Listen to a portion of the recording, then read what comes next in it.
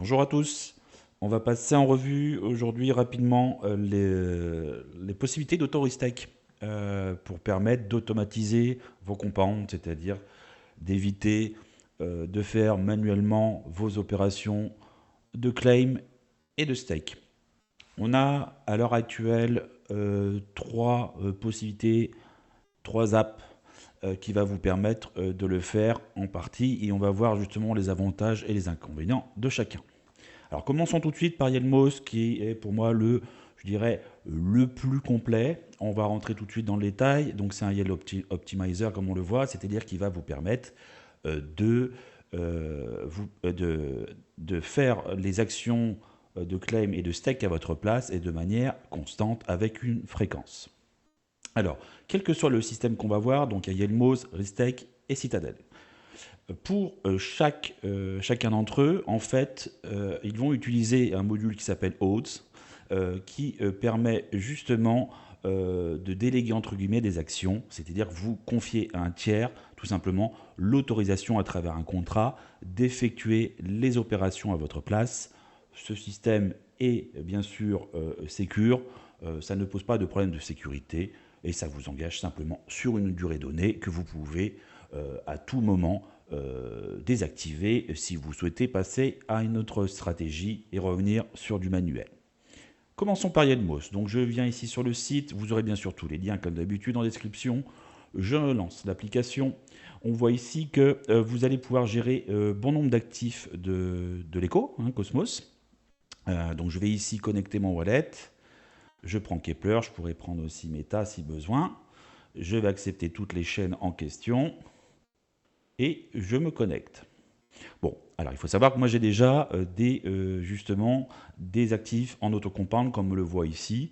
Vous avez toute une liste sur celles sur lesquelles vous êtes déjà en stratégie d'autocompound et celles que vous pouvez activer.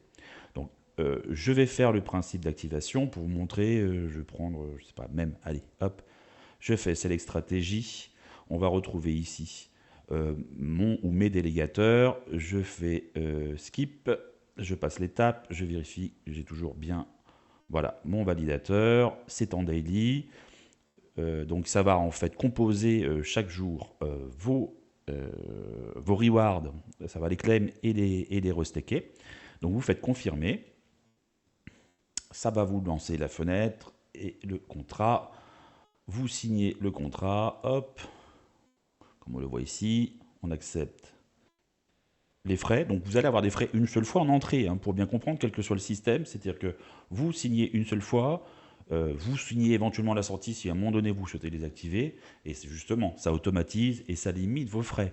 Donc vous allez passer, pour la petite histoire, de l'APR, donc l'APR à la française, donc à revenu de reward brut, de rentabilité brute, un APY, un APY, qui va être donc sur des intérêts composés automatiques.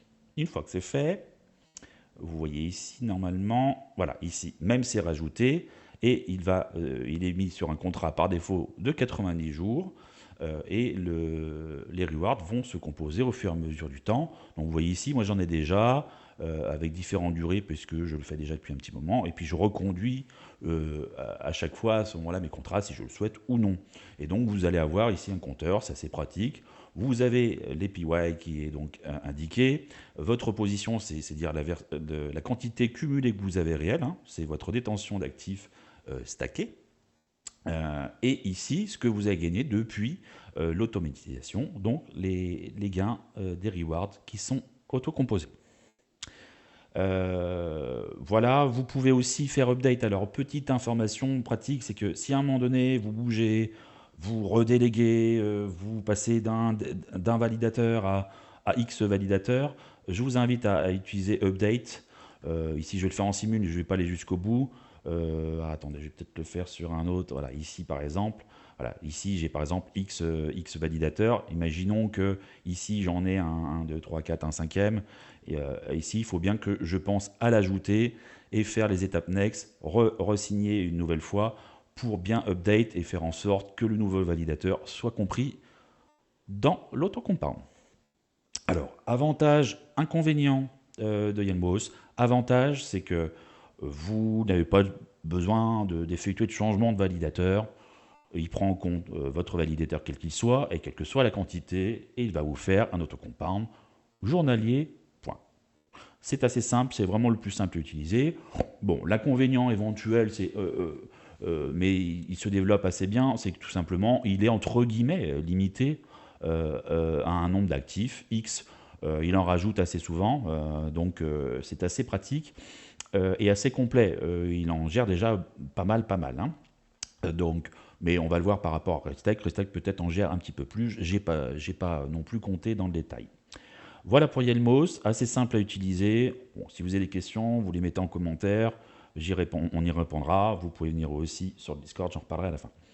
Restec.app, donc deuxième app qu'on va pouvoir utiliser pour cela. Alors ça vous sert aussi bien pour, d'ailleurs au passage, pour l'autoristec, l'autocompound, autre mot pour le dire, mais également en termes de wallet, et là-dessus il est assez complet, c'est un de ses avantages autres en dehors de l'autoristec. Donc ici pareil, je vais connecter mon wallet, ici, vous voyez il y a Lip aussi, mais je vais prendre Kepler,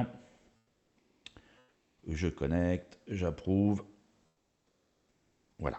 Et donc là, vous allez pouvoir gérer X actifs, alors, la liste est quand même assez grande. En fait, vous voyez, là, dès qu'il y a le bouton Odds, logiquement, l'autocompound est possible. Alors, le système est différent. C'est-à-dire qu'ici, je vais prendre, hop, allez, Acrechain. Voilà. Acrechain, par exemple, ici, moi, je suis en autocompound sur Muxian Labs, qui me propose une durée donnée. Mais la différence, justement, avec Yenmos, par exemple, c'est qu'ici, vous allez avoir une notion d'opérateur. C'est-à-dire qu'il y a des validateurs qui vont vous le proposer. Tous ceux que vous voyez dans les premières listes ici vont vous proposer l'autocompound avec une fréquence par contre qui peut être différente et parfois plus courte, plus fine que Yelmos par exemple. Mais par contre, tous les validateurs ne vont pas être opérateurs d'autocompound. Donc, l'avantage d'Autoristec, tout de suite je vous en parle, c'est éventuellement la quantité, la variété des chaînes qu'il va pouvoir gérer en autocompound. L'avantage aussi, c'est d'avoir des fréquences plus courtes et des quantités différentes. En fait, vous mettez le curseur et vous verrez directement le principe. Vous allez pouvoir choisir. Par contre, dans certains cas, si vous validez un opérateur, vous déléguez auprès d'un validateur qui n'est pas opérateur, ça vous demandera peut-être de changer au niveau délégation. Donc c'est parfois pas toujours, ça peut être entre guillemets une contrainte à vous de voir. Le principe est le même. Alors je vais juste, dans le doute, regardez, je vais vous montrer, d'ailleurs au passage, je reviens vite, rapidement sur Yelmos, je vais close stratégie, c'est-à-dire qu'ici je vais l'arrêter. Hop, je repaye mes frais et je vais tout simplement l'activer de l'autre côté sur MAME. Donc là, je le laisse effectuer. Je vais passer ici sur MAME. Allez, on va le faire rapidement pour vous montrer, mais bon, il n'y a rien de bien compliqué. Voilà, je signe, hop, j'accepte. Voilà, donc ici, je suis sur StakeLab, je vérifie s'il est bien opérateur. Oui, je regarde, vous voyez ici, j'ai un minimum de 0,1 qui va se faire en daily. Donc ici, je me mets dans ma délégation, je clique sur le validateur en question, je viens sur ici de stake de mémoire et vous faites Enable Restake. Vous allez ici activer Restake. Alors faites attention aussi à ça, il y a des stats justement sur le Restake, s'il a été fait récemment ou pas, et quand, on ne sait jamais dans certains cas, pour optimiser en tout cas pour voir si le Restake est bien actif, vous pouvez aller voir des informations et des stats par rapport à ça, je vous le dis au passage. Je vous laisserai creuser le sujet, c'est pas très compliqué, c'est toujours pareil, si vous avez des questions, on saurait répondre sur YouTube ou sur la commu, dans Discord. Donc voilà le principe, voilà, c'est mis ici, vous voyez, il y a le petit taquet vert, c'est mis en daily, le principe est le même.